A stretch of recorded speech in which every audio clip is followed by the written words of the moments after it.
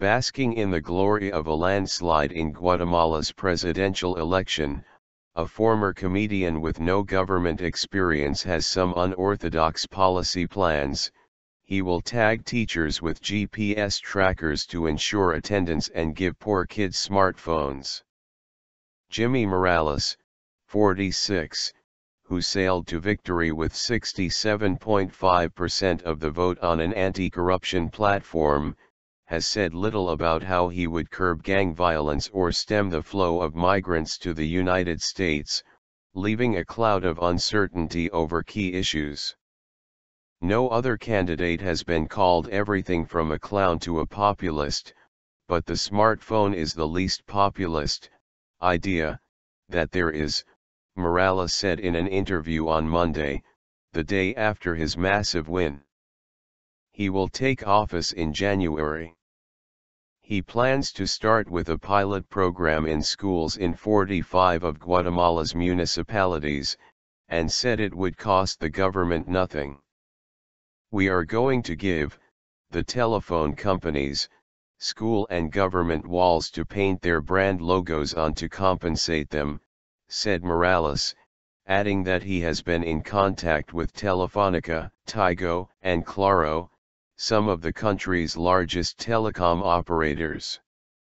Morales rode a wave of voter outrage over a graft scandal that toppled former President Otto Perez last month, making the fight against corruption his central pledge and playing up his status as a political outsider.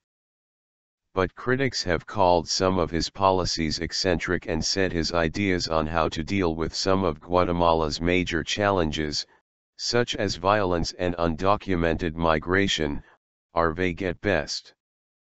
Morales said Central America's largest economy should focus on bolstering criminal investigations to tackle lawlessness, instead of resorting to the military, allaying fears that his party's ties to the armed forces could lead to a larger role for the military during his four-year term.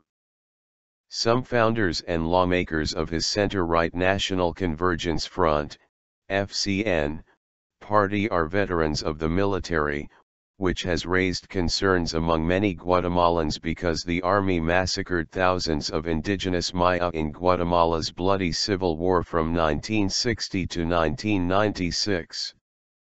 He said a Honduras-style militarization would not work for Guatemala, even though it has helped to stem gang bloodshed in its Central American neighbor, which has one of the world's highest murder rates. We bet more on criminal investigations, he said in the interview. Investing in security doesn't do anything if the justice system does not work. He floated the idea of assigning an engineering unit within the military, one of the country's most opaque institutions, to build roads and bridges. Given there is no war, we don't need combat, Morales said, adding that the country could save money by using the military to build infrastructure. He also described as ridiculous a 1% mining royalty that is paid to the government by foreign and domestic mining companies and said it was time to review the law.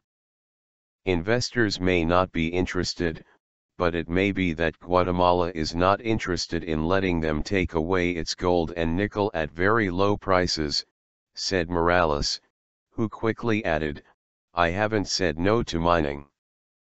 He declined to offer a time frame for such a review. His stance against corruption is clear. He vows to audit institutions, increase the Attorney General's budget and make government spending more transparent. He has also promised to renew the mandate of a United Nations-backed body called the Commission Against Impunity in Guatemala, whose investigation into a multi-million-dollar customs racket led to Perez's downfall.